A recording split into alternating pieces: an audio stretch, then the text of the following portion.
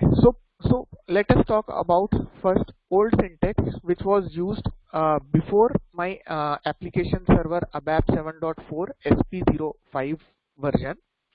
So for in that case, if you all remember, those who have worked with the earlier versions, that firstly we had to declare or create a structure. We had to declare an internal table with respect to that particular structure, and then we would have to write the select query.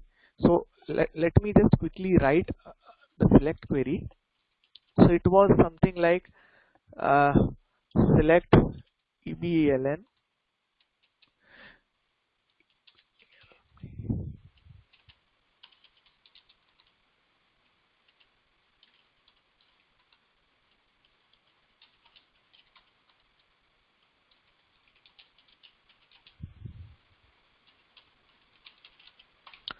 Okay, so if you see, it was something like this.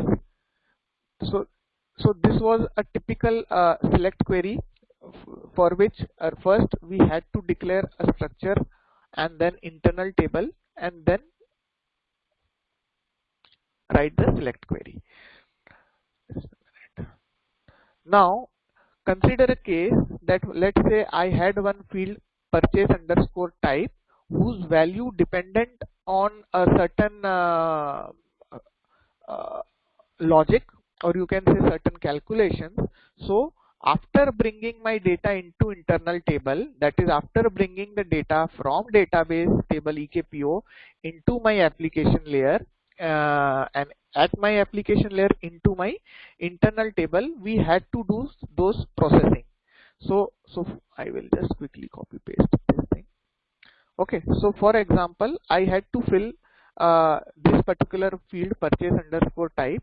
That is, if my net price value is greater than 100, I should provide value as high value, else low value. So here if you see, we had to apply loop and do the processing at my application layer, because we were told to keep the load away from database, bring everything on application and do your processing on application. Now this was my old syntax. Starting with SAP AS ABAP 7.4 SP05, there were certain changes which I would like to highlight. So how this particular select query changed, I will take this particular query only, I'll just copy paste it.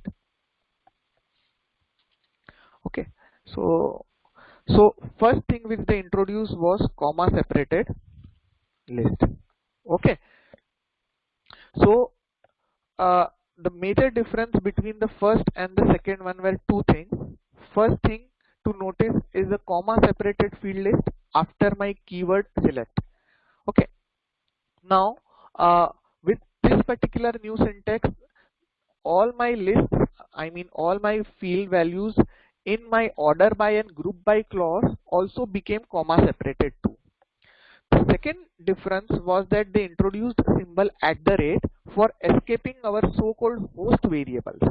Okay, now what are my host variables? That means all my ABAP variables or constants which I am using in my select query.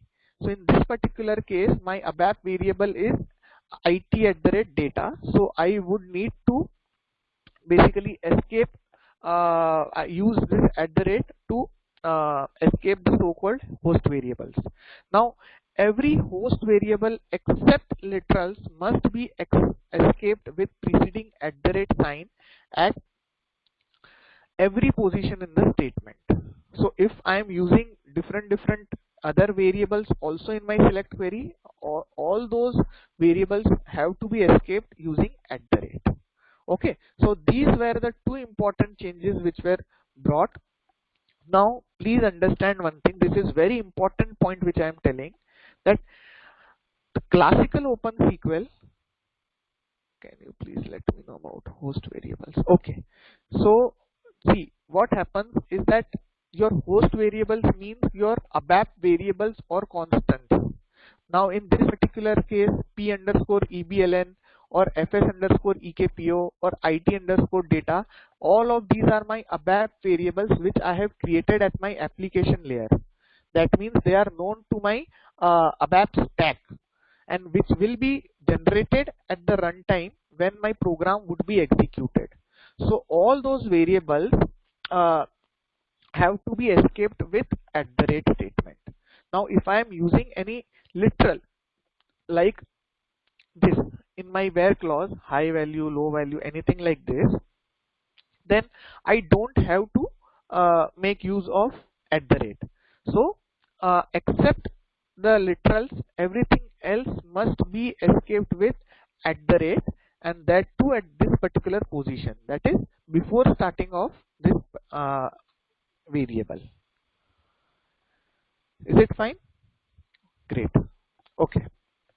So the most important point which I was telling you, that classical open SQL syntax is still valid for old statements. That means if I use this particular statement, it will be valid still now. The query will run. Okay, but as soon as this particular statement uses a single new feature which was introduced from 7.4 SP05, the new syntax becomes mandatory. That means it is not possible to mix old and new syntax in the same open SQL.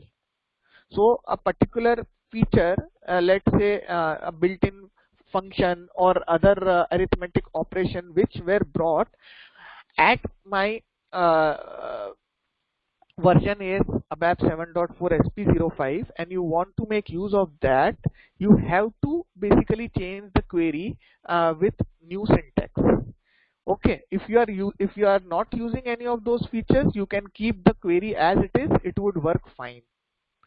Okay, so these were the two changes which were brought with respect to 7.4 SP05.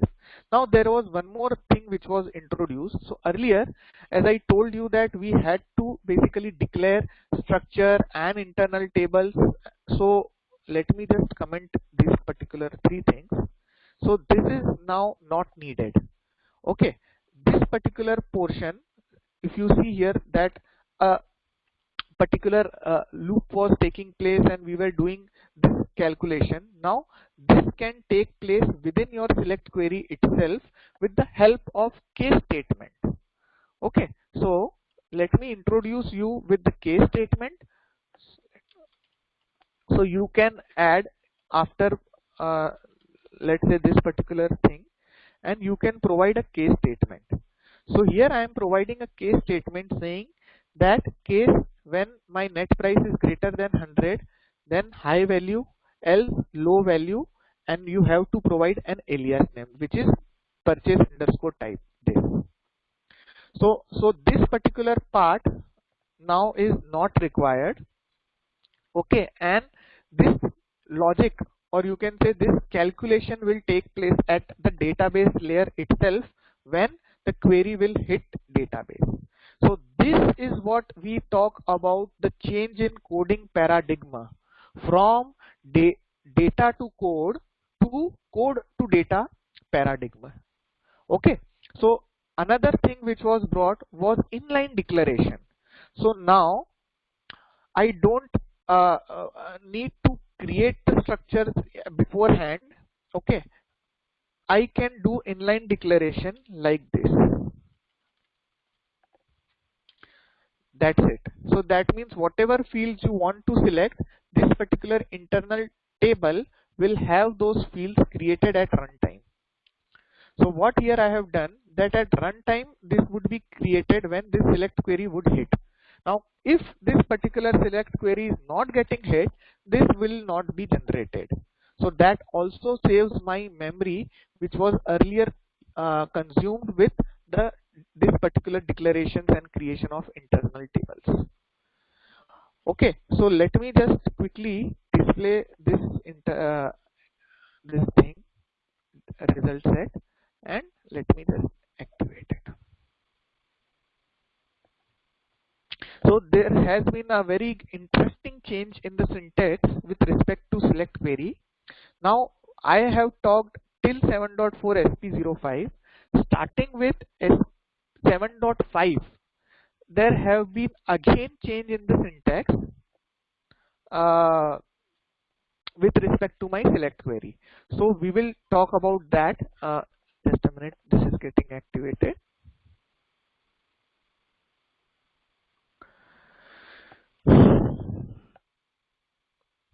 So it is always better that if your NetWeaver version is 7.5, I would recommend that you all should start using the new syntax which we will be talking about, because that is the latest one which is being supported uh, by SAP. We will also see what were the reason behind bringing out the new changes. So we will be using the same list of fields, and we will be seeing how the syntax got changed. It is taking some time.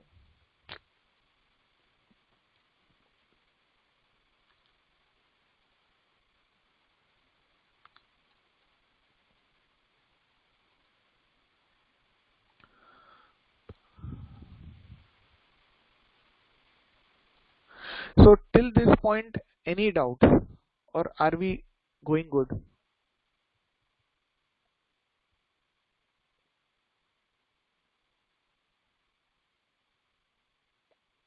guys? Hello.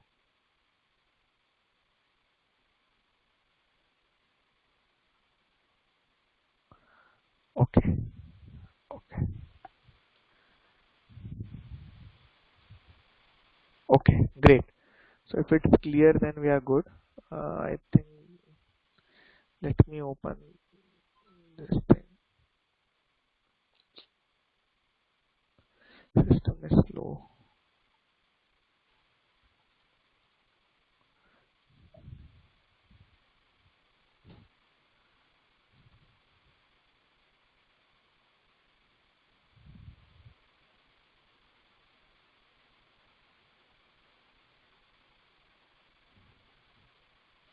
Let me add a new transaction window.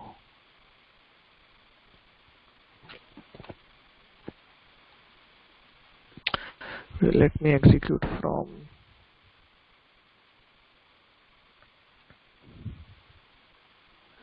all select queries in report will run on the DB directly. All select query, the role of the select query is to fetch the data from the database tables, right? Or the views which are located at database.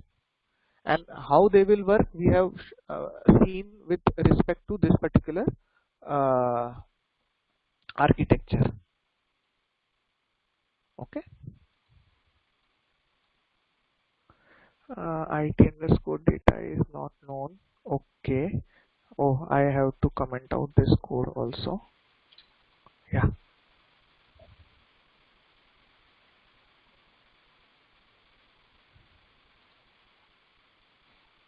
Okay. So our code is now activated. So let me just execute this particular code.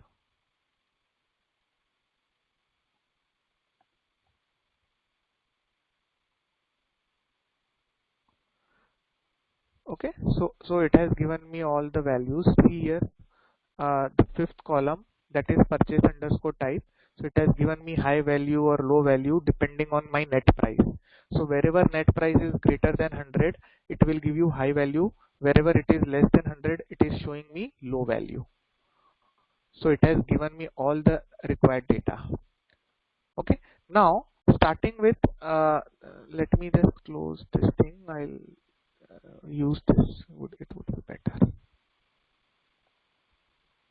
This could have been written in, yes, I want to show that only. So this could have been written in my ADT also. Okay, so this is the same program, and now I am making use of the new syntax. So there were two important changes which were brought from 7.5. Firstly, they introduced a new keyword field. Okay, so that was the first change which they had brought. The second change which they had brought was, earlier you could have basically used this into clause in between also. that is before your where clause, before your from clause, you could have used into clause, but now they have made this into clause as the last statement of a select query. So there are two reasons for this. Okay, so first let me show you the select query, and then I will show you the reason behind that. So how this select query would look: now it is select from EKPO, okay, and then followed by keyword fields, and then you select all the fields, that is EBLN separated by comma, EBLP works net price. And maybe if you want to take this particular case also, let me just copy paste it.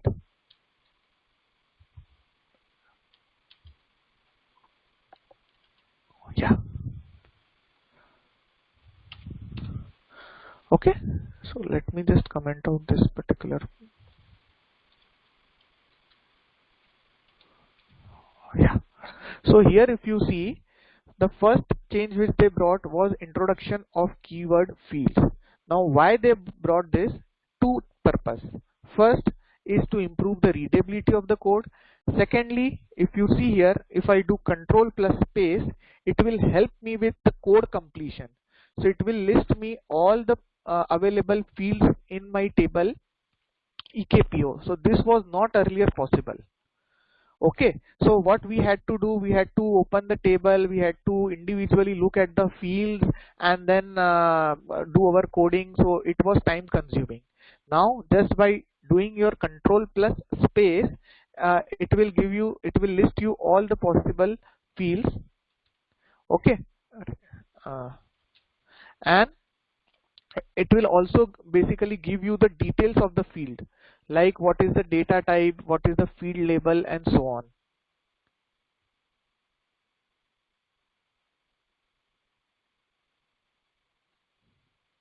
Field suggestion is also, yes, that is available in NetWeaver. You can check that. Okay, but generally it works well with my ADT, that is a web development tool in Eclipse. So this was the first change. The second change was making this into table statement as the last statement. The purpose of that was, now with 7.5 they are supporting unions and union all, okay, with my select query, which was not earlier possible. Now in order to facilitate the usage of union and union all, this particular statement had to be made the last statement. That means if you want, let's say key where clause, if you want to put where clause, you cannot do it after your this table. Let's say where EBELN equal to at the rate P underscore EBELN. So this is now not possible. It would give you syntax error saying that where is not expected. So where should be before my this thing. Okay, this will work fine. Okay, now okay, the certification are based on exam. So I mean, this would not come in your certification. I mean, this select query questions can come in your certification 100%. Whatever we have discussed with respect to the evolution of select query, it can come in the certification. Today we would be discussing also about the new syntaxes, and those would not come.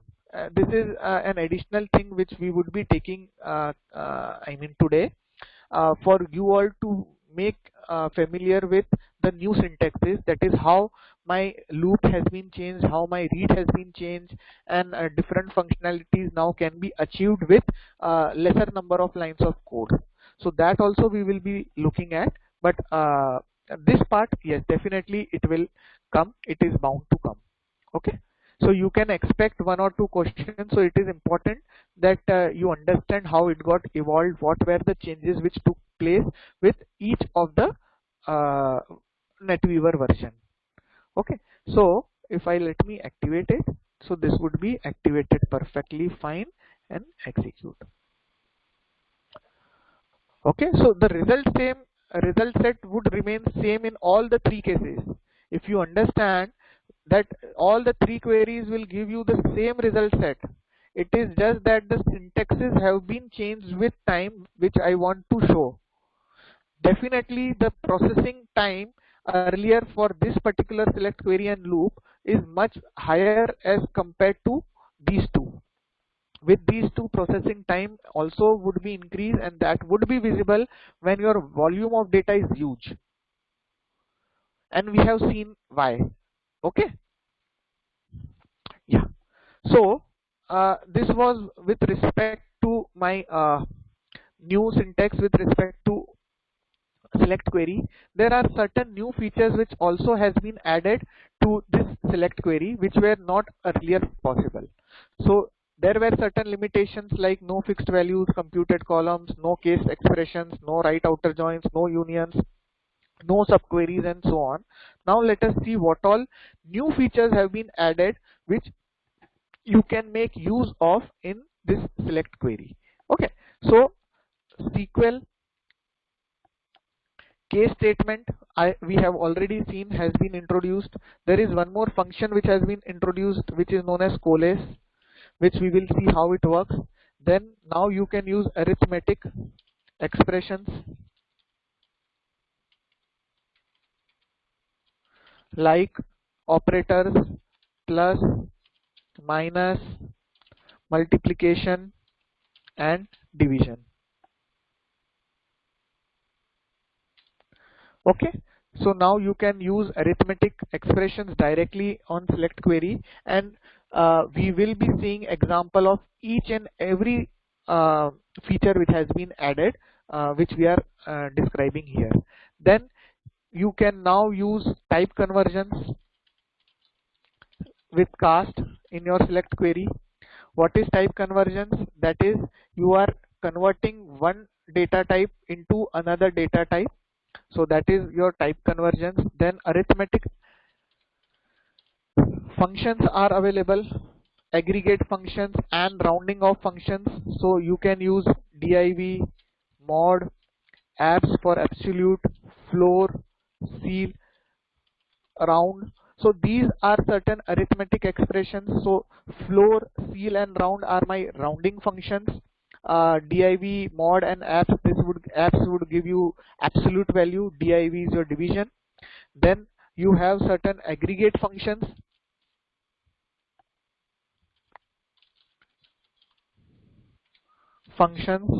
like you have sum, you have count, distinct, you have you can say average, and so on. Then you can use string concatenation also now. So string concatenation can be used with ampersand, which was not earlier available. So suppose there are two columns, that is first name and last name, and you want those to be concatenated into a single string. So that can now happen within the same select query. There are other string functions also available, like these days underscore between and so on. There have been couple of new features which has been introduced with 7.4 SP05, and with each of the new release like 7.5, 7.51, 7.52, 7.53, new and new number of features are keeping on adding, are getting added to this list of OpenSQL features. Okay, so all the documentation is available. If you want, I can share you that SAP documentation also, because all the features, it won't be possible for us to go through in detail. So we would be covering the most important ones and the ones which would be relevant for our certification. Okay, so now there are certain restrictions with usage of division. For example, you can only divide with floating type expressions. Now cast is only available at a time for float type columns or host variables. And yeah, sure, I will do that. Okay, so there are certain restrictions also when it comes with usage of these expressions or functions. So everything is well documented, and I will share that documentation with you guys as well. Okay, so these were certain SQL features which have been added. Also now right join is available. Right outer join, which was not earlier available, is now available. Also the maximum number of tables you can use in join have been increased to 50. That means in a single select query up to 50 tables can be joined using different join conditions. Now maximum number of subqueries also have been increased to 50. There were earlier certain limitations while using joins on condition. That is, for example, you could not use operators like between, greater than, less than on the on condition, which is now possible. Now earlier fields of the right table we could not use in the where clause of left outer join. Now it is possible, so on. Okay, so you would see that these are the certain improvements or new features which have been added. Also now we will see how union and union all works. Okay, so this particular feature is very interesting one and which has been introduced. So earlier we used to do appending table when we had two select queries and we had to append the data from second query into the same internal table which was being populated in the first query. So now that has been replaced with union and union all function. We will see how it works. Okay, so this was just a bit theory. Now let us again come to the system and see. So let me just comment out this thing. Okay. Now in your ABAP developing tool, that is this editor in Eclipse, if you want to comment, you need to press shift control and greater than sign and shift control lesser than sign in order to comment a piece of code or uncomment a piece of code. Okay, so you can also use this source code to add comment or remove the comment. So you can select this particular block, click on remove comment, so it will remove the comments from this. If you want to just add a comment, you can make use of add comment, and another option is control shift plus greater than sign or less than sign. Okay, so let me quickly go to this particular select statement.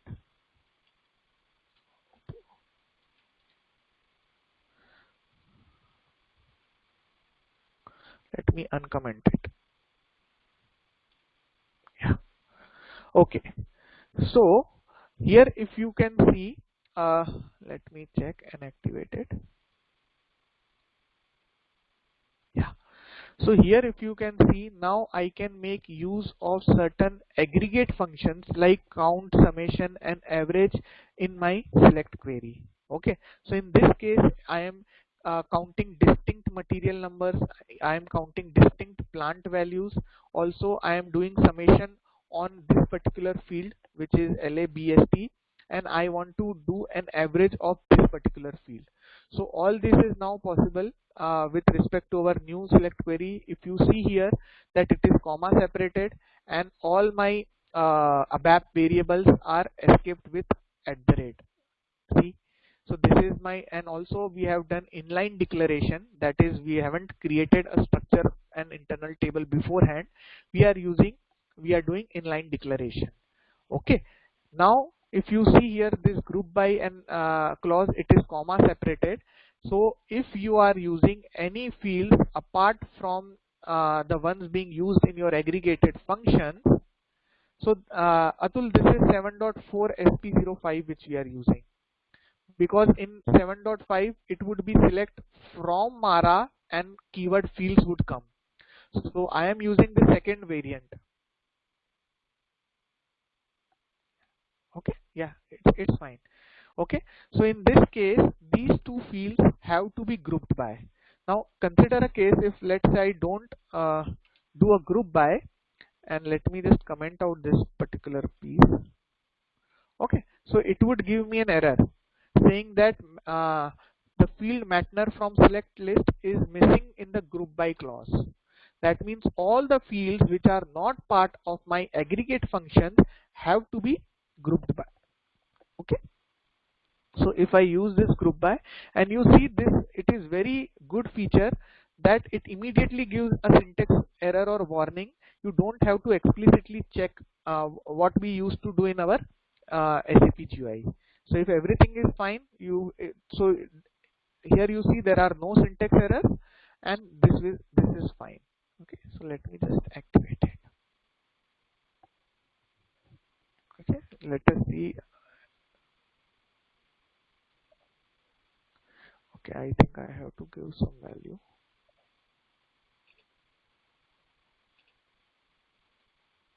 So maybe data would not be there. Okay, fine, but it would run. Okay, so let me just comment out this. And yes, you can refer to this all code, because we have created this demo program and it is available in a package Z SAP but I would recommend you guys to create your own and just copy from here, not to make changes in this particular program, because this would be referred by all of you. Okay, so it's better to keep as it is, and if you want to play around with any of the functions or features, you can do that just by creating your own custom program. Okay, now coming to this particular select query, if you see here, I can use two types of literals here. One is numeric literal and second is character literal. So I can directly make use of numeric literal and character literal as part of my selection list. Apart from that, I can also make use of system variables. Let's say Sai Langu as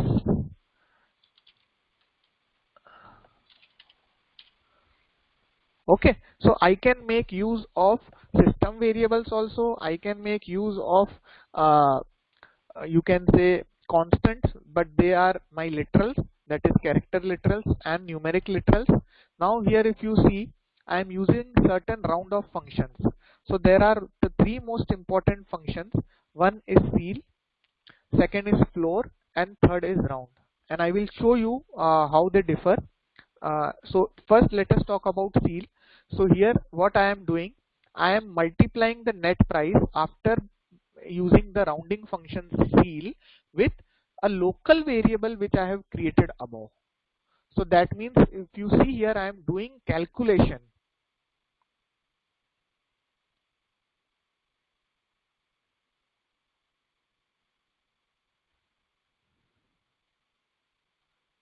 So this is with respect to our previous query. So see, this is just a demo. Okay, and in demo I mean we are just more focused on the features and not exactly on what we are fetching. But in this particular case I am making use of net price.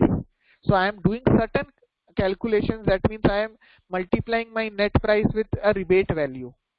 Okay, so this is possible, this arithmetic expression is possible now with the select query. So this is a multiplication. So here there are three things to notice. One, operation ceil. Now this operation ceil, I will show you how it will give your result without calculations.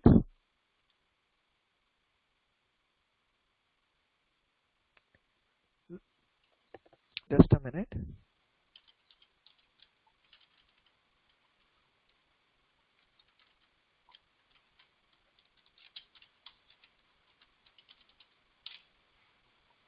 Yeah. So the question is numeric underscore literal are variable names, right? So this is an alias name. Okay, this num underscore literal and character underscore literal are alias name, and they are mandatory because your this particular internal table which would be generated at runtime, so it will hold num underscore literal as a column name for this particular field.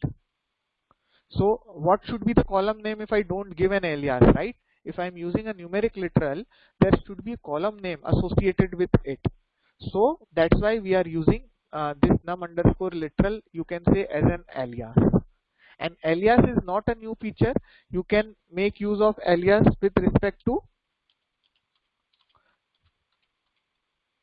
any of the fields which you want. Okay, so this would become the column name then. Okay, so here I am using three functions, ceil, floor and round. Both all of them are related to rounding functions basically. So we will see how they would uh, basically change the value with respect to my net price. Okay. Also, there are certain other just simple calculations which I am showing here. That is, I can make use of multiplication and subtraction kind of features now directly as a part of my select query. So 10 is not being selected, correct? Yes, yes, correct. So we are not selecting 10 from the database table. We are just basically there can be a requirement wherein let's say uh, in each of the record you want to have a name like system language, or you want to have certain constant values. So all those things is possible now within the select query. Earlier what we used to do, once we get the data, then we had to use loop, and then within the loop we had to mark that field as, let's say, X or Y or whatever we had to do. Okay, so that you can set these values as default one, which maybe later can change based on certain other logics which you want to default. Okay. So I have activated this particular code.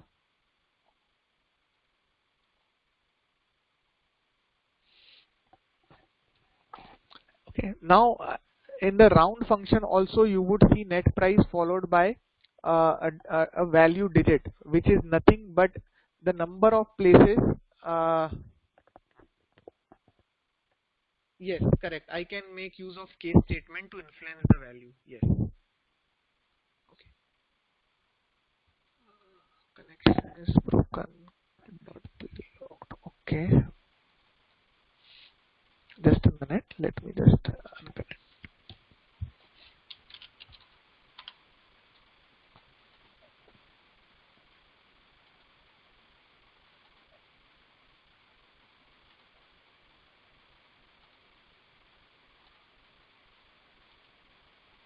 Yeah. Okay. So again, let me just execute this query. Okay, so I have just taken a single purchase order for better readability and analysis. Yes. I am explaining. Yeah. So here, if you see under numeric literal column, I can see 10. Under character literal, I can see hello. Under my column sys underscore lang, it has given me system language. Now this is the actual value of my net price field, which is 110.63. What this ceil underscore column is nothing but certain calculations we did with respect to local variable lv underscore rebate. Now these three are the important fields.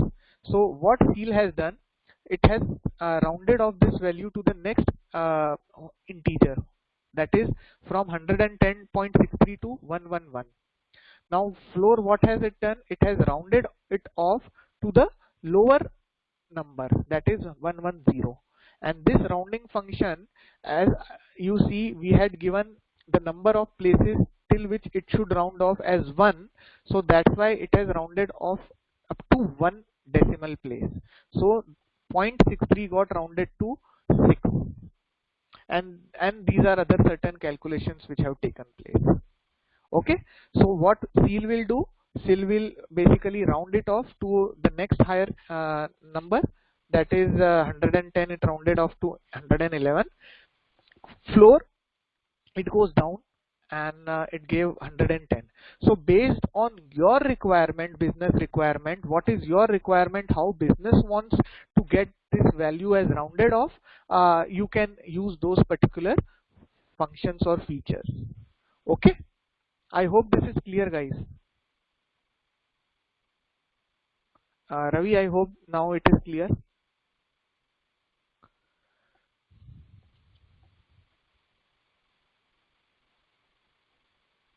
Okay, good. Okay, so let's go ahead.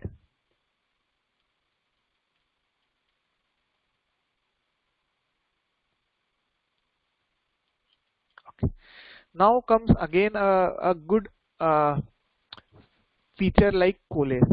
So when you are using this particular coalesce, the syntax is it will be keyword coalesce followed by bracket.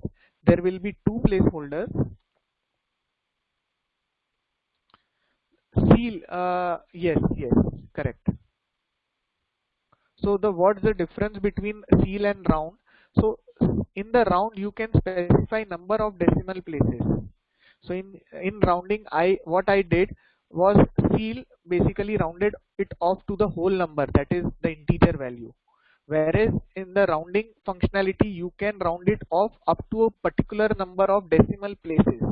So if your, let's say, net price or quantity has 3 places of decimals and you want to round it up to 2 places of decimal or 1 place of decimal, that can take place with round function.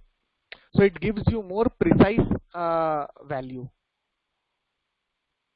Okay, yeah, perfect. Okay, so now we're talking about coalesce function. What it will do, that if it will get this particular value in my first field, that is EKQO listener, it will display that value. If this is blank, it will take up the second value. Okay, so there are certain business scenarios wherein, for example, there are two date fields and you want that, okay, if the value is available in this particular date field, you pick up that, else you pick up the second date field. So in those kind of scenarios wherein if value is not available here, you need to pick up from other place. So in that case, this coalesce can help you out. Okay, so let me just activate and show you. So the first field here, please don't misunderstand. This is LFA1 listener and this is eco listener we are talking about. Okay, so we will see. Let us.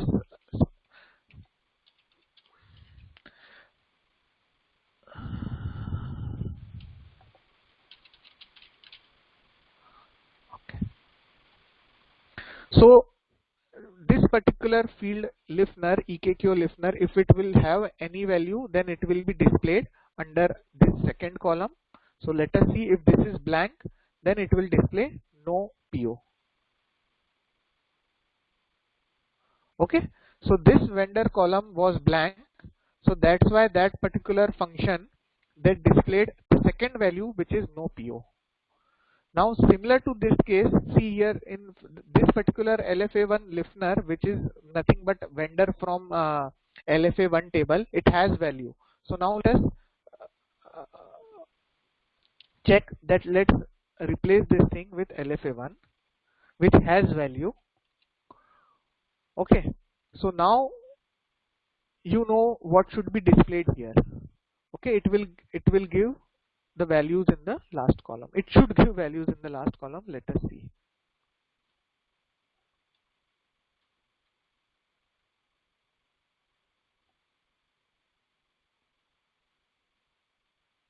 Okay, so since the value was available here, so that got reflected in my this column, last column. Okay, now let us move ahead. This was about coalesce statement. Now let us talk about the concatenation function. So as I told you that there can be a requirement wherein you would need to concatenate two columns into the single column. So in this case, I want to concatenate my vendor and the vendor name in the same column. So that can be done using ampersand ampersand. So how it will be displayed? Vendor number followed by double colon and followed by my vendor name. So this is the syntax for it.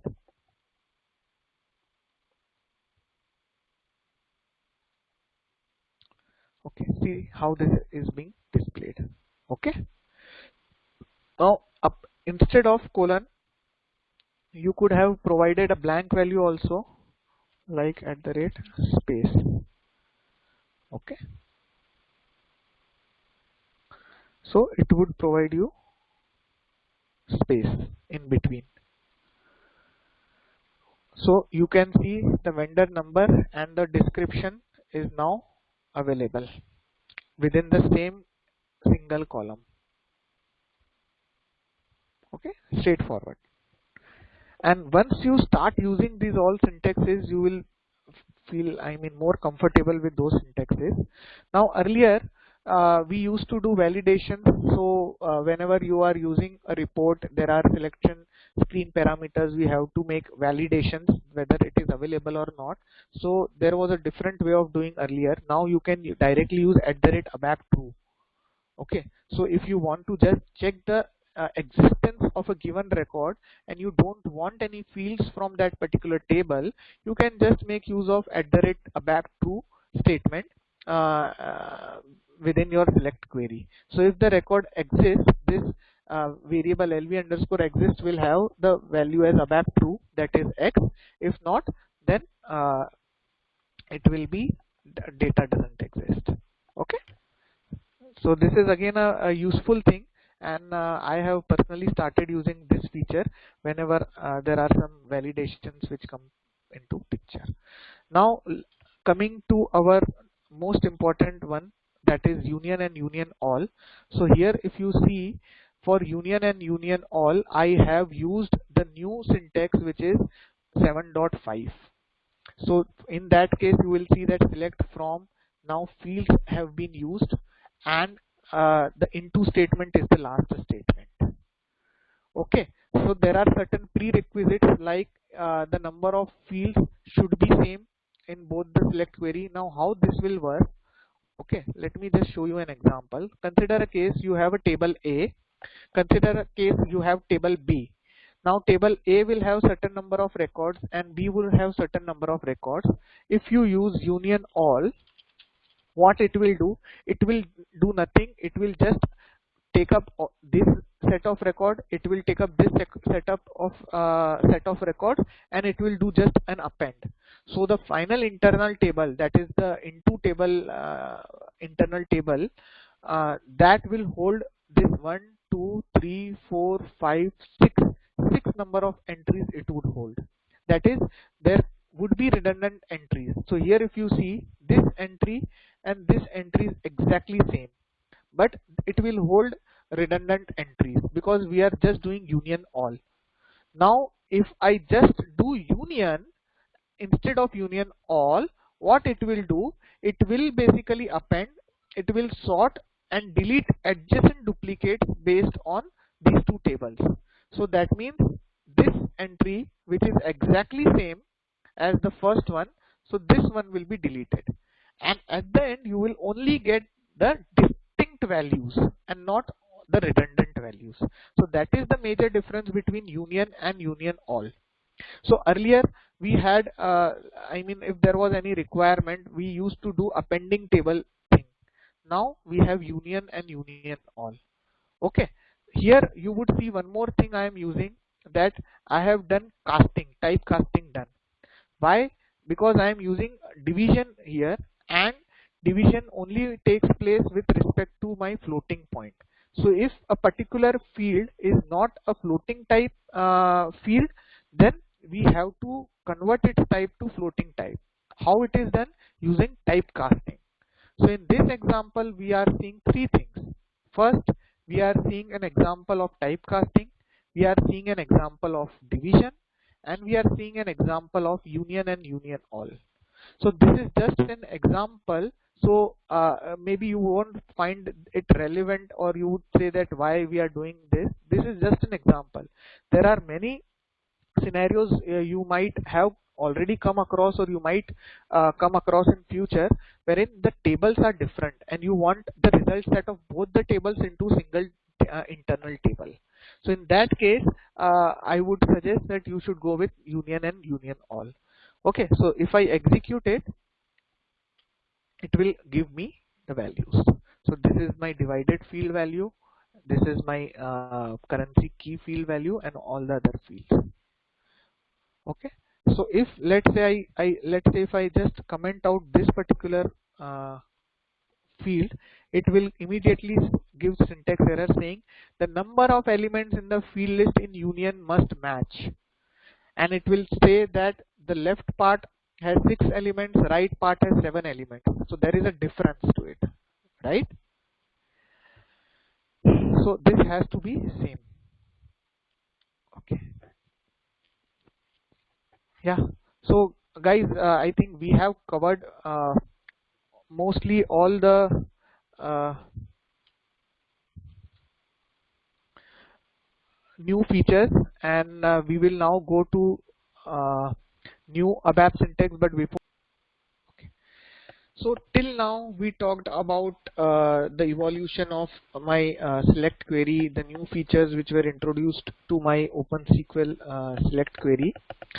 Now there have been also changes with respect to syntax while reading or looping and other points. So let us now take that one by one. So earlier, if you see, this was so I will give you the what is happening here. So here we are fetching the result from SCRR table into my local internal table. Please don't go by the select star. I mean, this is just an example. In real life we won't use select star, but just for example sake, then we are here reading this internal table with key carrier ID equal to LH. LH is nothing but Lufthansa, and we are taking that value into work area, and then we are concatenating this carrier uh, literal along with its value, which comes from this read statement into LV underscore output separated by space, and then we are displaying the output. So here, if you see here, there are many things earlier which was, there were 4 lines of code, there were certain declarations which were done, and at the end it gave me what it is saying. Okay, sorry. Yeah.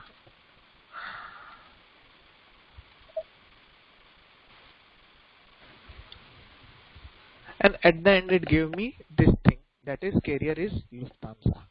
Okay, so now just a minute, let me comment out, sir.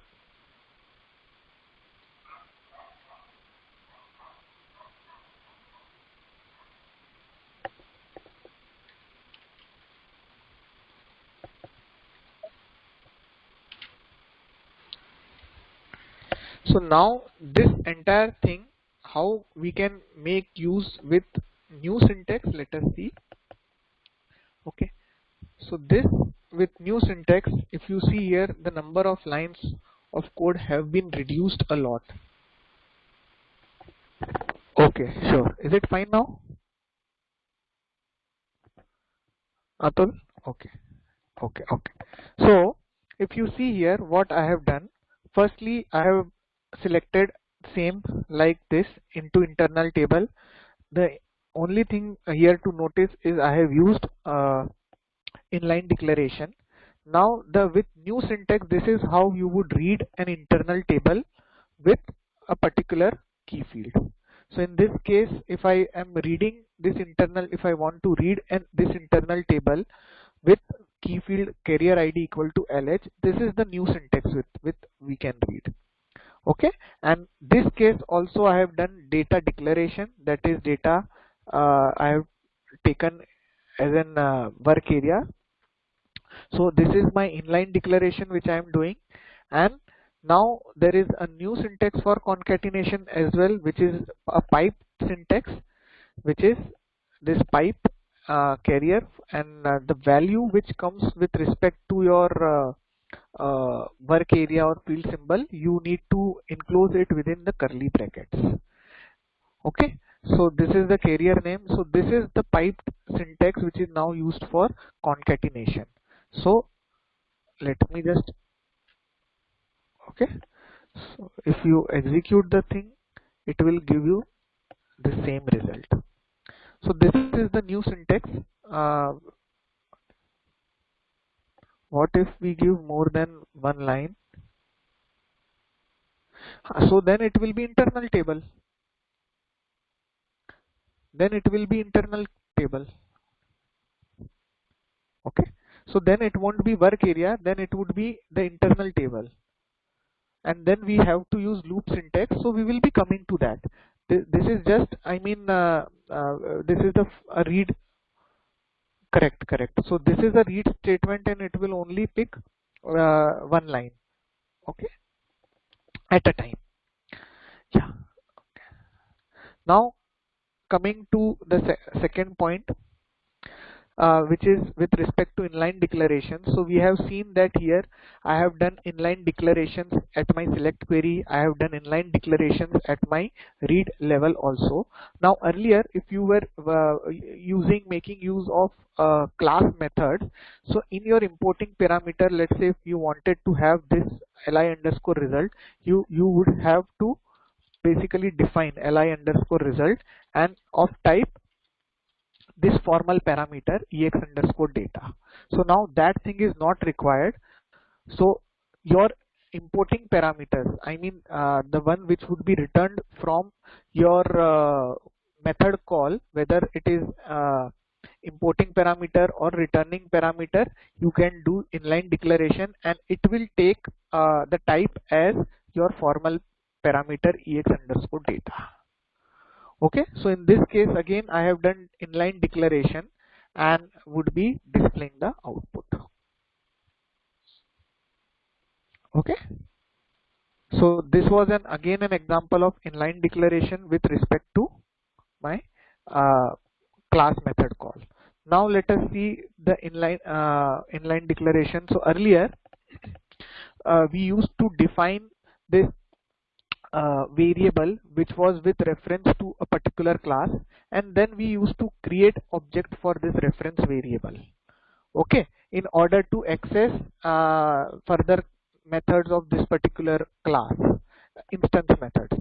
Now this has been replaced with the new syntax like this. So this is inline declaration. What it says that I am creating a reference variable object of name lr underscore SQL underscore connection, and it is of type this particular class reference, this class. So new is the syntax you need to use, followed by brackets. And if you need to pass certain values to the constructor of this particular class, then you can provide within this bracket itself.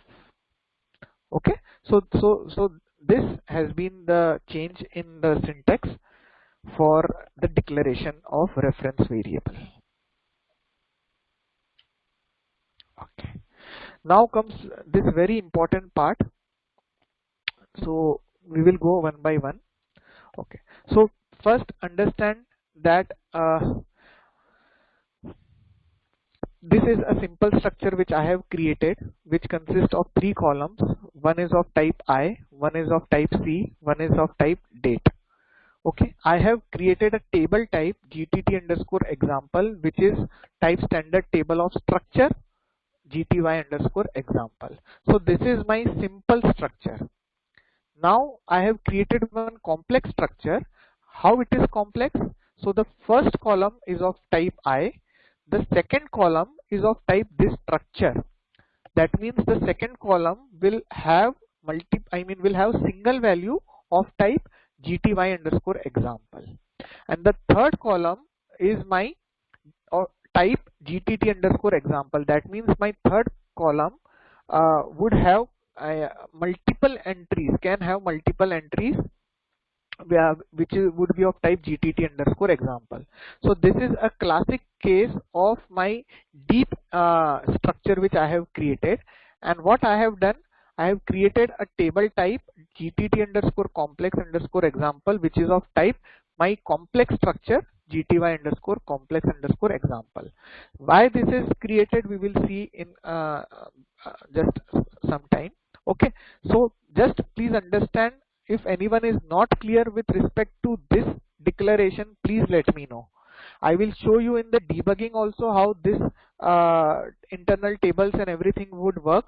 But this is my simple structure declaration and this is my complex structure declaration. Okay. Now, these are certain basically now new syntax. With new syntax, the first case is I am basically populating values 1, A and psi datum of type my simple structure to work area lst underscore structure. So my lst underscore structure will have values of column 1 equal to 1, column 2 equal to A, and column 3 equal to site item. Okay. Earlier what we used to do, we used to create this work area, and then we were explicitly writing something like lst underscore structure hyphen column 1 equal to, let's say, 1. Then again we used to write lst underscore structure hyphen column 2 equal to A, and lst underscore structure hyphen column 3 equal to site data. So we used to write like this earlier, and then we had to first declare this work area lst underscore structure type gty underscore example. So in this particular case, work area was earlier declared, and this was how the values were populated. Now this entire thing has been replaced with a single line of code, which is this. Okay. Now comes like population of internal table. So here I am doing a inline declaration. So this internal table should be of type what? It should be always be type of this particular table type. So work area, if you are using, it should be always defined with the structure with which you want to create that work area. In case of my internal table, you need to define the table type, and this is the syntax how you would be passing multiple entries. We will be coming with loop statement later, but if you want to explicitly add 2, 3, 4 columns, this is how you would add entries to li underscore table. Okay. Now coming to populating complex structure work area, you would see there are, two examples which we have taken. So what we have done here, we are creating a work area of type this complex structure type, and this is how we are populating the values.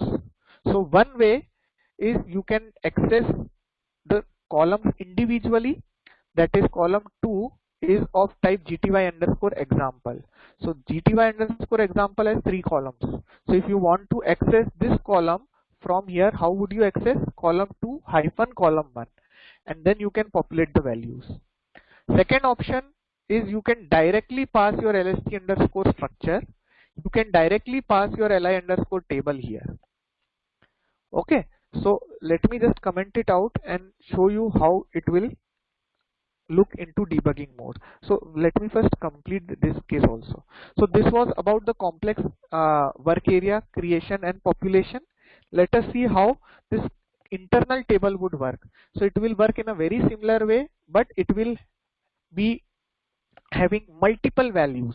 So in this case, the type should be table type, and here if you see, this would be my first row, this would be my second row. Okay. And on a similar line, we can create range table also. So if you are not giving any, so there are two things. If you are doing an inline declaration, just make sure you also pass the value of table type with which, or structure type with which you want to get the internal table or my work area created.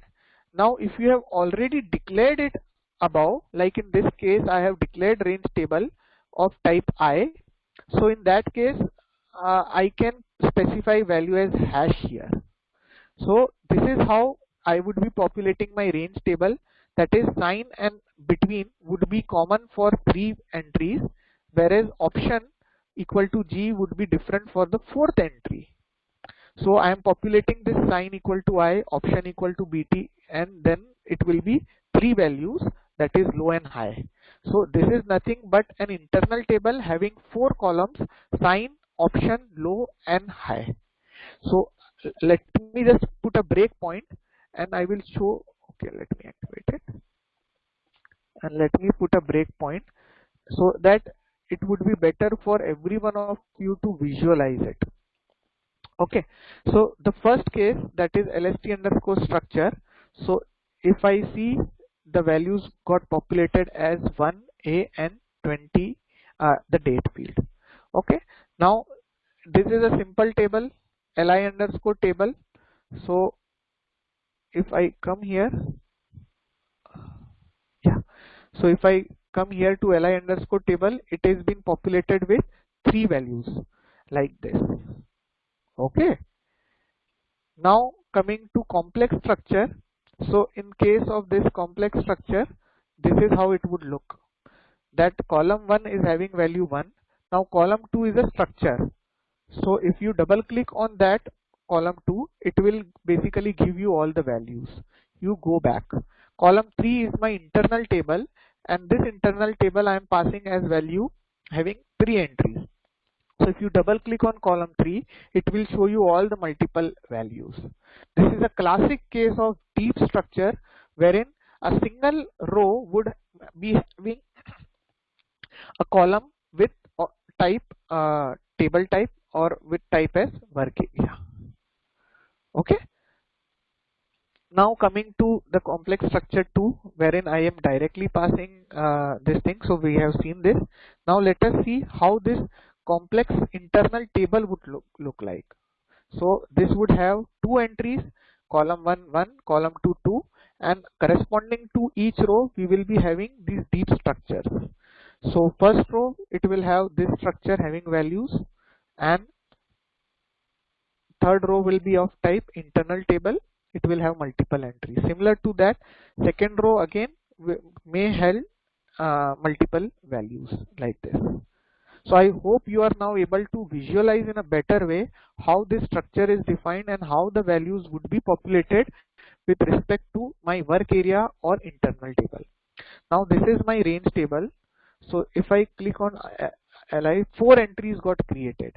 So first 3 entries would be with option BT, which is nothing but between.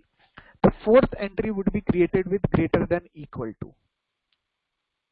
See, first 3 entries are created with option BT, and the fourth entry got created with greater than or equal to 61.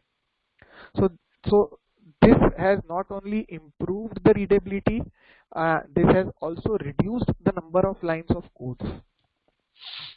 Okay, any doubts in this?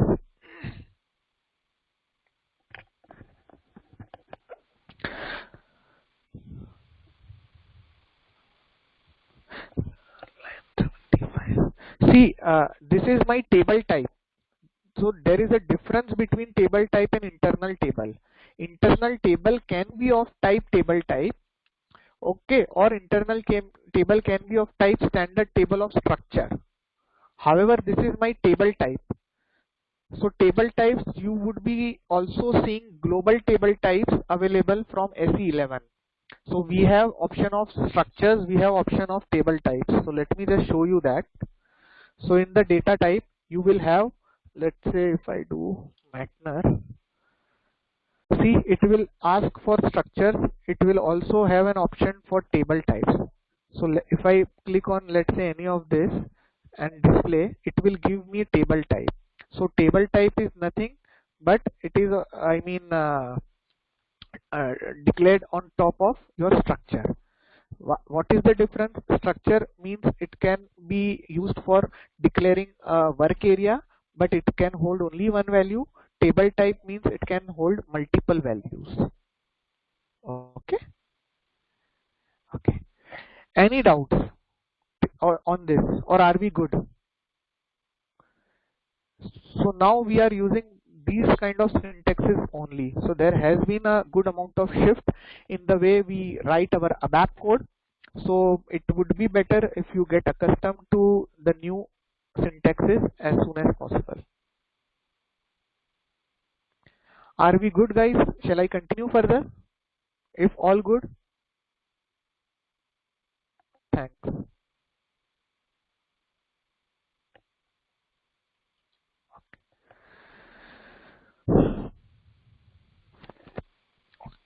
Now this is also very interesting thing. So here if you see, I have declared a local class. There is a local class method which is math underscore example. It's just an implementation. The important thing here to understand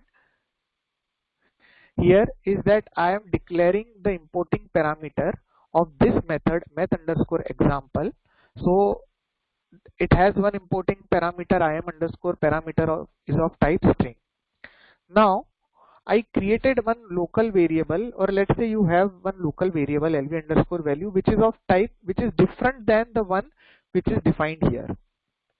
Okay, now if you want to pass this particular value, so you can make it as type compatible with this formal input parameter by using conversion hash.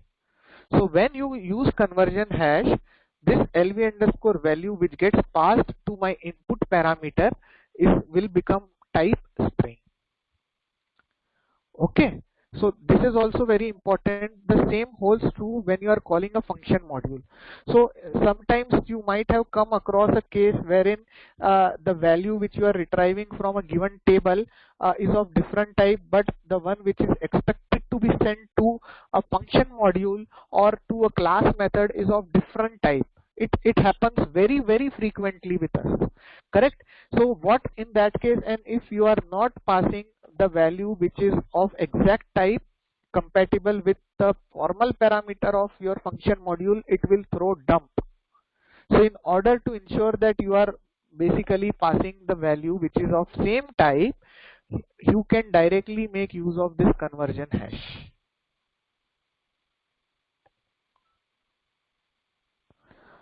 Okay, so yeah, so cast is used in your select query, which is again used for type conversions, and this particular conversion is used when you are passing a particular value to your function module or class method which is having your different type.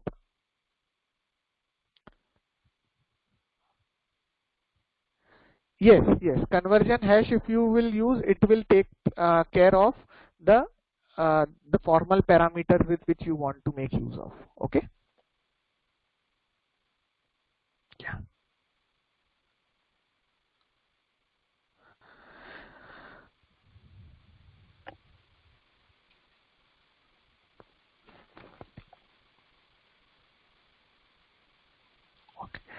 Okay.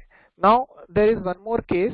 Lot of time what happens is that you select the values from a given internal table. However, your final target internal table might be having certain number of columns which are different. Also, the names of those columns might be different. So, for example, in this particular case, if you see, the last final target table has only one column, which is column 1. Okay, now this column 1 is of type s underscore char underscore id.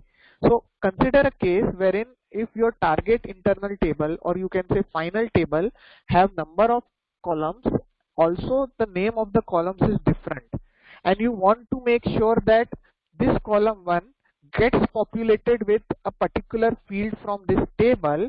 So that can happen with this single line of code. One, we need to use corresponding hash, and if you use corresponding hash li underscore source, system will automatically do the mapping.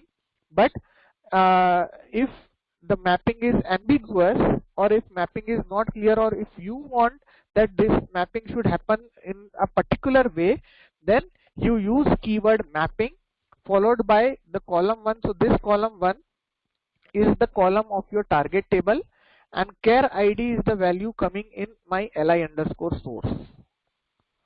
Okay, so what this will do, it will pick the value of char id from li underscore source. It will map it to the column 1 field of li underscore target. Okay, so let me just show you this in debugging mode, how this will work.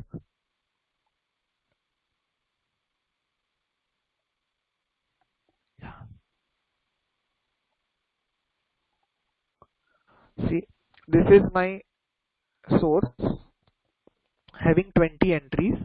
It has multiple columns like char id, char name, currency code, okay, currency code and URL. So currency code is CURR code, and my target has only one column which is column 1, and I want to populate this column 1 with value char id. So I just have to do corresponding hash and it will be taken care.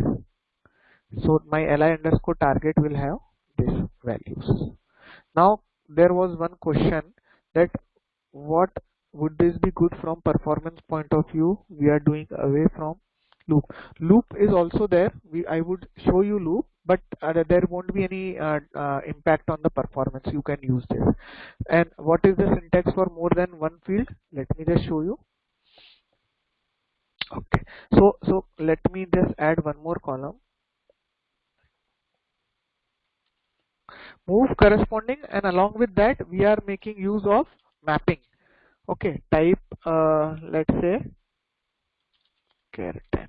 Just an example I am taking. So here if you want to make use of mapping different column, so column 2 equal to currency code.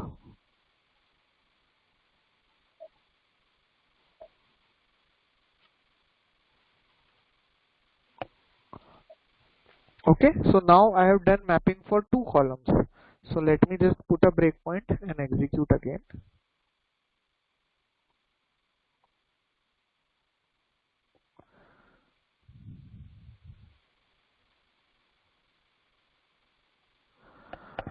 Hello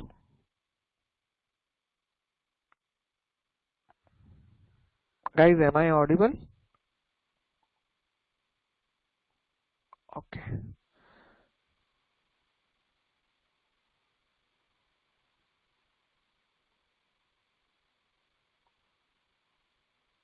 Yeah, okay.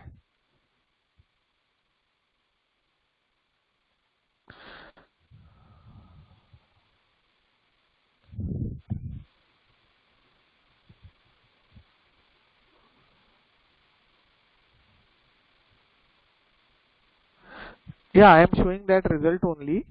In this column 2 I am passing currency code, so it is going into, just a minute, it got hanged I guess. Session 1 connected to debugger.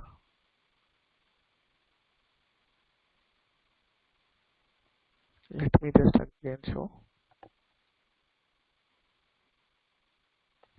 Instead of column name being called to, what if it is currency code? Okay, fine. Okay, so here you can see. Now let me just add currency code instead of that. Okay.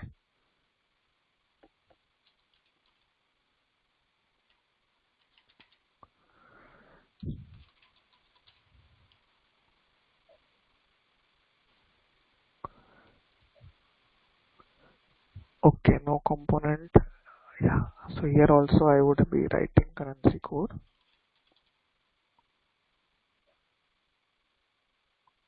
Okay, so let me just execute this again.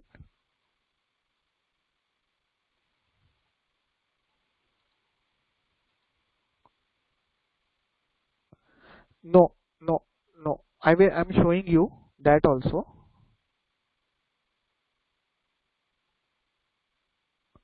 I am showing you just that. So even if I am writing currency code explicitly, it gives me answer. Now let us just drop this statement and activate it.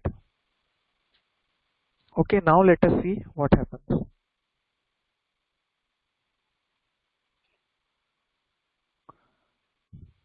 Okay, so the column name was same, it easily identified it, so there is no need of mapping. Perfect.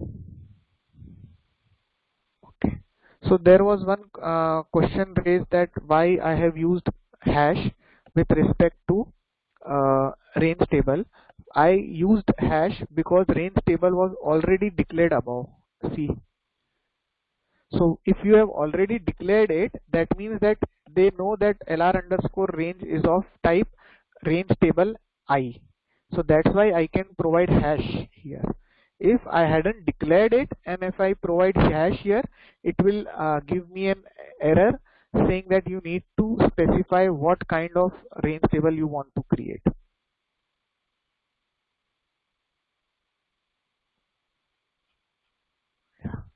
Okay, perfect. So if this is fine, let us quickly move ahead. Okay. Now this is a very again a very good and feature. So see this thing. Here what I am doing, I am populating two internal tables, li underscore tab 1 and li underscore tab 2. Okay. Now with old syntax, my requirement was that I loop at internal table 1. So see, I am looping them 10 times. This internal table would hold values 1, 3, 5, 7, 9. This internal table would hold values 2, 4, 6, 8, 10. Now if I wanted to filter based on certain criteria, so what I would be earlier doing, looping at internal table 1. Okay, then I would be reading the internal table 2 with the key of 1. If the value matches, I want to append that. That means what happens is that internal table 1 has 10 number of entries in this case. Internal table 2 has only 4 or 5 entries in this case, and I want to populate internal table 3 based on only those values which are fetched from li underscore tab 2. Okay, so in that case we would be earlier using this kind of syntax. Let me just comment out old one, and in the debugging mode I will show you what is happening. Okay,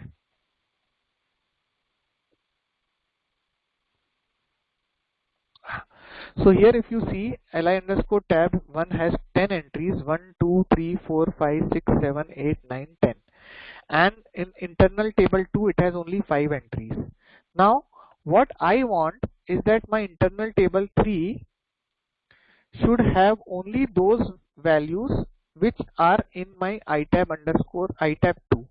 So what I would do, size of RC is equals to 0.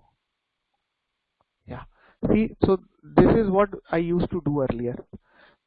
Or consider a case wherein you only want those values in internal table 3 which are not present in my li underscore tab. So in that case also you would be reading internal table itab 2, and here instead of size bar c equal to 0 we would be using not equal to 0. But at the end, in short, what we are doing is basically we are doing filtration of data. So filtering the data based on two internal tables and populating the third one. Okay, now this same thing which we are doing here, the same thing can be taken place with our new syntax, which is nothing but the syntax filter hash. Okay, so here if you see what I am doing, I am filtering data from li underscore tab 1 in li underscore tab 2, and there is a where clause happening. So the result set which I was getting in the first old syntax would be same, but instead of doing this looping and writing this big code with only one line, you can achieve the same functionality. So this filter is also very helpful because you come across those cases. See, okay, now this has variants also. So instead of in, you can also use not in. Just a minute, filter hash in.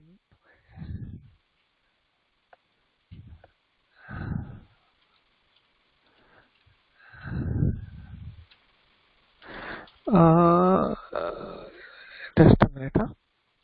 Let me quickly check on the filter documentation to see the variations. Except, except is the keyword. Yeah. Okay. Okay. So you can make use of this except also to work the other way around. So let us now execute this. Okay. So this has my 10 entries. This has my 5 entries. So internal table will have 1, 3, 5, 7, 9. That is, it will have all the entries which are not part of my internal table 2. Okay, so there are different variations which you can make use of, and this is also very good and useful syntax. Now let us move ahead. So earlier we had seen that how we can read, uh, how we populated the internal table and work areas. Now in this example, we would be reading an internal table. So in the first example itself, when we discussed, this was the syntax. So this is a read condition, that is char id equal to LH. Now you can read this internal table on a given particular index as well. Okay. Let me comment out this particular. So how can I read index 1 of internal table? This is a very simple and straightforward syntax. Okay. So this is how I would be reading index 1. Now please understand the case that when you are reading any internal table with index 1, you need to apply either try and catch. Okay, because if this table is empty, it will 101% give you dump. So in order to avoid that dump, you need to make use of try and catch. This is very important point. So either you use try or catch, or there is one more way, you use value hash this, and in the end you provide optional. So once you do this thing, what happens is that if the internal table has value, then it will read and it will be populated in this work area. If it doesn't have any values, it will not give dump. Also, if you don't want to do this, best one more option you can use is just check if this internal table is blank or not. If example is not initial, then you read this. Okay. So there are three ways with which you can handle your read statement when you are doing it with respect to indexes. Okay, this is very important, guys, and please make sure that you are ensuring that either you use try catch, either you use optional keyword, or you are checking if at first hand whether this internal table is blank or not. Okay. Any doubts so far? I mean, I know these are new syntaxes, but okay, great. Now comes another very interesting part, very good feature, and this I use very extensively. So there are cases wherein you need to only check if a particular entry exists or not for a given condition. For example, in this case, I have lot of entries in my li underscore example internal table, and the requirement is to just check whether an entry with key carrier ID equal to LH exists in this internal table or not. That is, I don't want any values, but only I am checking for its existence. So in earlier cases, what we used to do, we used to read the table and use transporting no fields along with the read statement. Okay, now the same you can do using line exists. So this part is clear. Here we are reading this li underscore example with carrier ID equal to LH. You need to just add if line exists. That's it. So if line exists with this particular condition, then it will go into this particular part of if condition. Else if it fails, it will go to this part. Okay. So line underscore exists is the new keyword to look out for. Okay.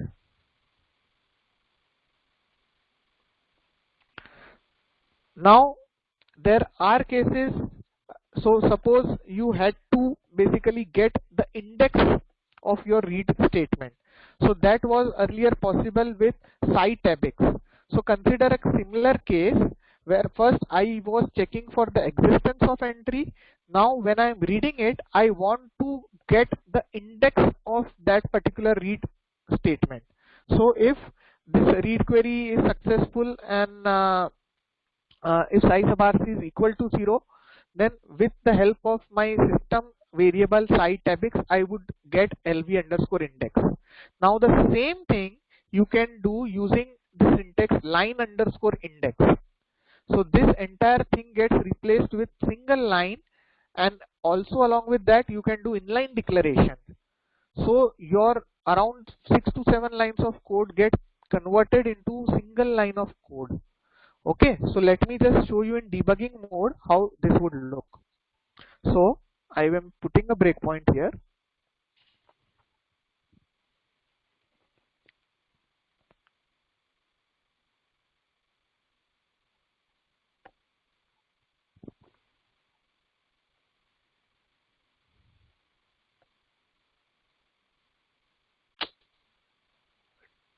There is some issue, just a minute.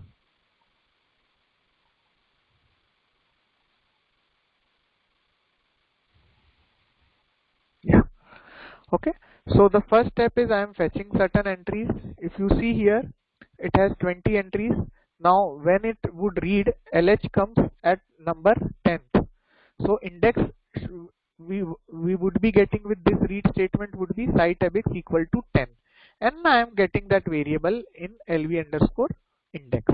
Now the same thing with this line of code will give you index as 10. Okay. So this is also very interesting one. Very frequently we do use all these statements, and it would make your code, I mean, a number of lines of code would be reduced. Your code would be more readable than it used to be previously. Now, again, this is very good and important feature which they have used, which is loop along with group by statement. Okay, so earlier what happened was we used to do like all our inline comments like at new, at end of, all those things we used to give between loop and end loop in order to perform certain business requirement logic. Now with help of this group by, you can group a particular data set of this internal table with the key which you mention here. So in this particular case, I can group by carrier ID, I can group by connection ID, and so on. So that means for a particular given care ID and con ID, you will get a bundle of data set. That data set you can play around with. Also, if you want to understand or you want to get the size of that chunk, that also you can get using this particular value. So let me just go into debug mode.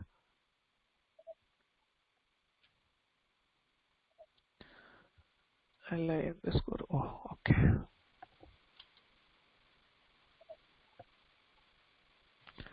Okay.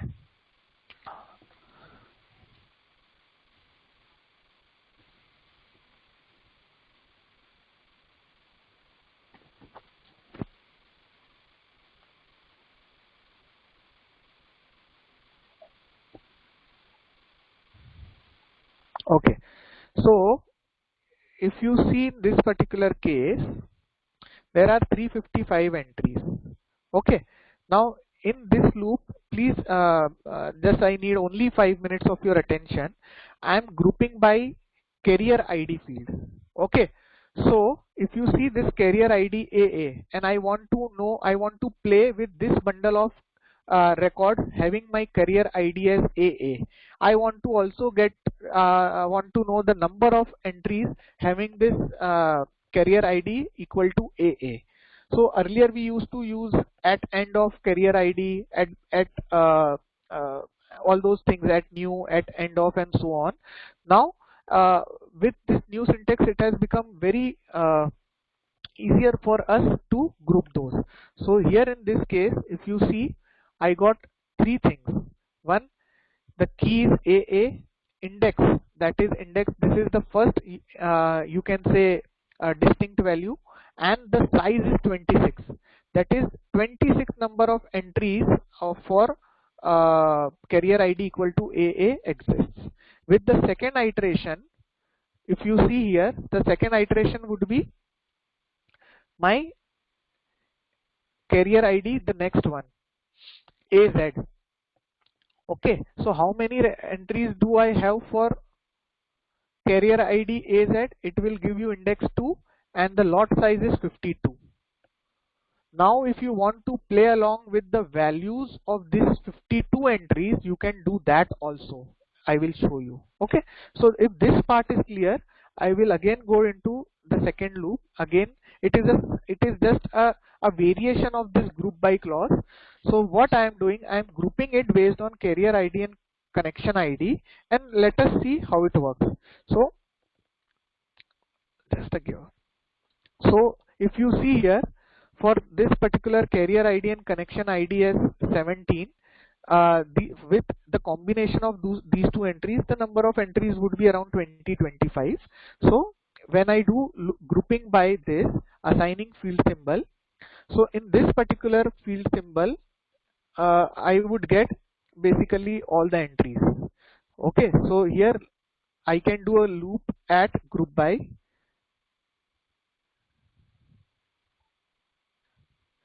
Okay, and I can do a loop by, and I can actually address specific values in that particular entries.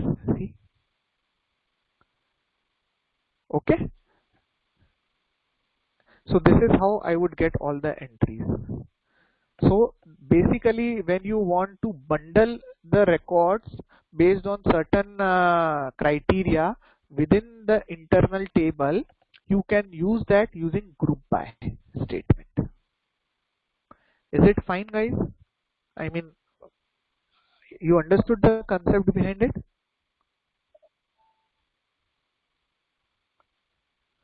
Hello? Hello?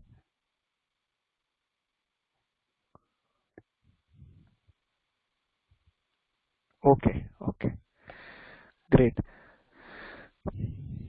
Okay, so I think now the two syntaxes are left. The loop has been replaced with for entry, and there is one more important one. So I think we will cover it in our next session. Yeah. So let me just, yeah. So now with 7.4 and 7.5, SAP has introduced for loop, which has replaced our normal loop at internal table and into work area or assigning work area. So there are two variants for it, and I have shown an example for both the variants. So the first variant, you would see that it is very much similar to what uh, uh, it is available in C++ or maybe Java, something very much related to that. So here, for example, for j is equal to 11, j can be any variable. You can write j, a, b, c, d, anything. So this for loop will start with j's value as 11, and with each iteration it will add 10 to this variable. So in the second iteration, the j's value will become 21. And till what time this loop will execute, or till what time the iterations will continue, it will be continued until the j's value becomes greater than 40. So in the first iteration, j will be 11, and with first iteration we are populating the different columns of internal table with values as j, j plus 1 and j plus 2. Second iteration, j will become 21. Third iteration, j will become 31, and as soon as in the fourth iteration j will become 41, this will be exit for the loop. Okay, so it is very similar to do and do, or you can say while loop, that while j's value is greater than 20, you just execute those statements. So it is you can say replacing that while statement. Now coming to our normal loop at internal table. So this is the new syntax, wherein if I want to populate, let's say, an internal table from a given internal table like li underscore example, That is, if I want to do loop at internal table into work area, and then inside that I want to append another internal table, this is the syntax for it. That is, for this is lst underscore work area. Here you can also define a field symbol, and I would prefer that you define a field symbol instead of work area. So for lst underscore work area in li underscore example, this internal table will contain your actual values from which we want to populate this internal table. And similar to the where clause in our loop statement, here we can apply loop, and where clause can be used with multiple fields. So where column I equal to 11, something like this we have given right now, and this is how the values are being populated. So column 1 would correspond to LST work area column 1, column 2 would correspond to column 2 of work area, and column 3 of this internal table would correspond to column 3 of this LST work area 3. Why table type is used? Table type is used because if you remember, we have always said that if you want to populate uh, an internal table, or if you want to declare inline declaration of internal table, it always happens with table type. If you just wanted to populate a work area, then it would be with your structure. Okay, so there is a difference. The work area would correspond to a structure, internal table would correspond to the table type. Okay, so this internal table would be of type gtt underscore example, which is a standard table of structure. Okay, so if you are not doing an inline declaration here, that means you are just declaring an internal table above, and you are just using that internal table, then there is no need to provide this type. You can just simply put hash, and it will system already knows that what is the type of this internal table. However, at the time of runtime inline declarations, at runtime itself, it would come to know that this is of type gtt underscore example whenever it will be executed. So thus the type is very important. Okay, so if I execute this thing,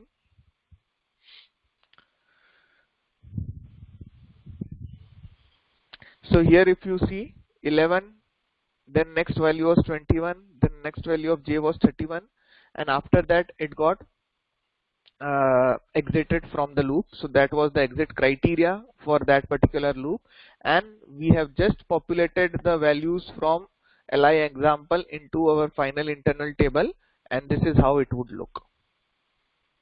Okay, I hope it's clear, or shall I repeat again, guys?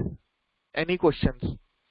Because this is I mean used extensively nowadays, which has replaced our loop at internal table assigning field symbol. Okay, so if we are good with this, let us continue ahead. What is the value? So value command is nothing but you are declaring that internal table with a particular type. So this is your value hash, okay, or value of type. Okay, and value itself denotes that you are basically going to populate that internal table with certain values. Okay, so okay, let me repeat it again.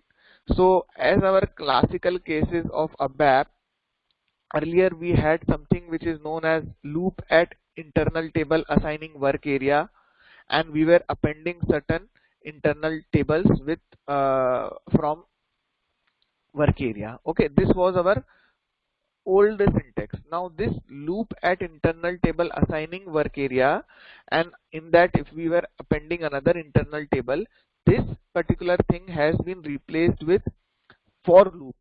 So instead of loop at internal table, now we have for loop. How it would work?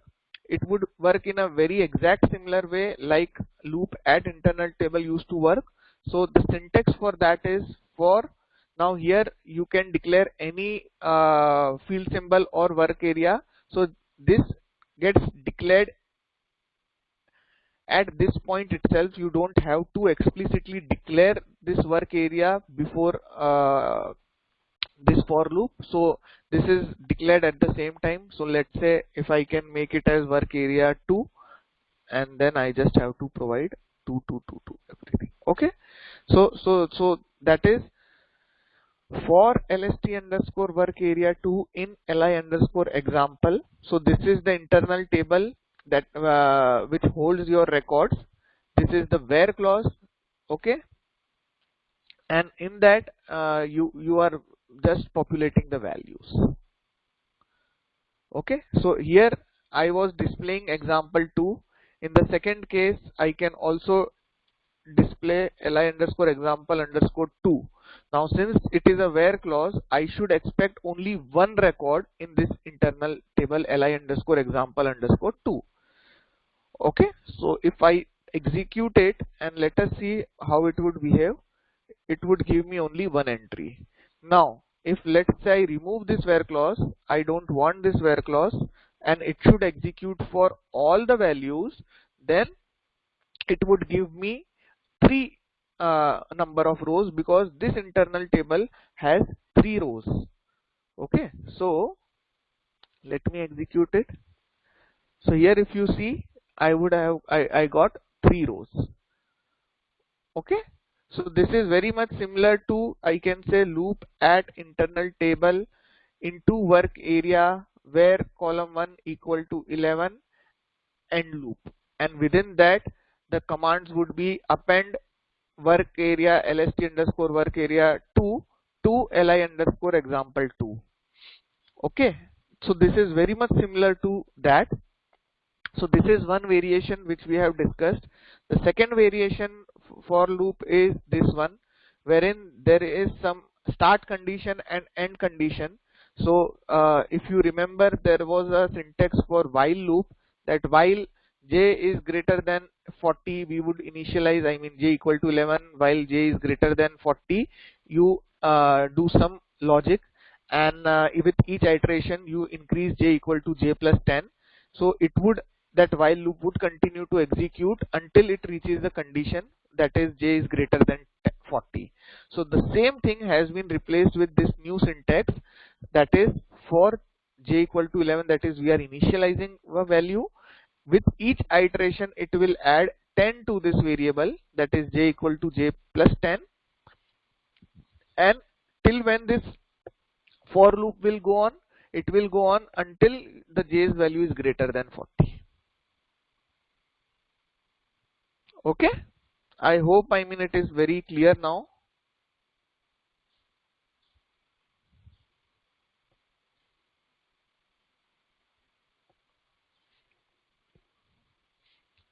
Great. Okay, now there is one more syntax, that is the condition one. Okay, so this is the syntax for it. Now consider a case wherein you have to you can say that it is more of a case statement.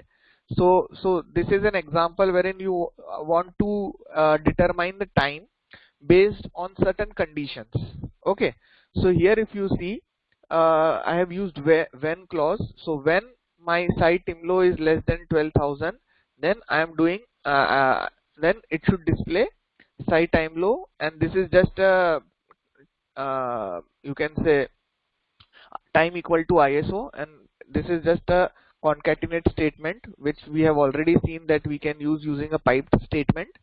And similar to that, it has multiple conditions, and in the end if no conditions are met, then error.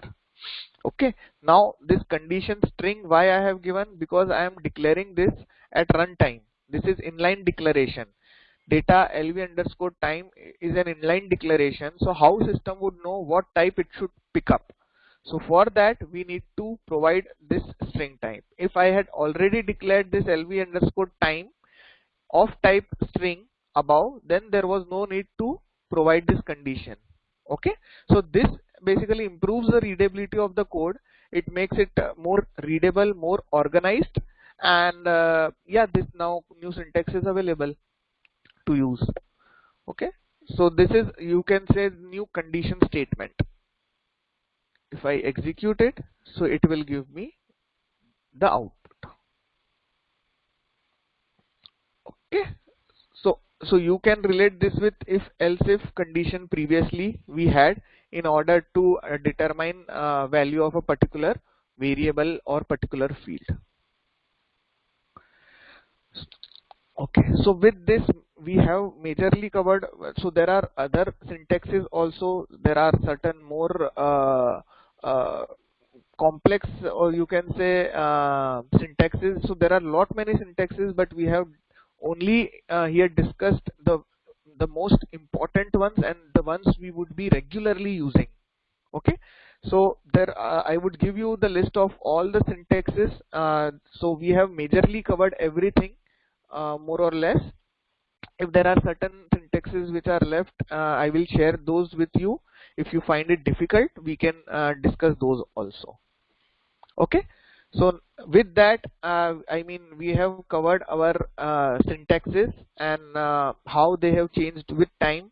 We have discussed what were the old syntaxes and how new syntaxes have replaced, and I would urge each and every one of you to just start using those syntaxes if you aren't using, and make yourself more and more familiar with it.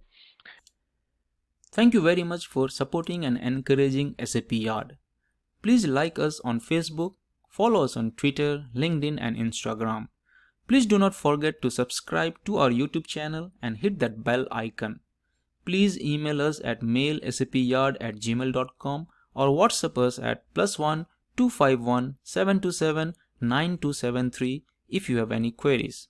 Looking forward to seeing you live on the training day. Have a safe and wonderful time ahead. Thank you very much.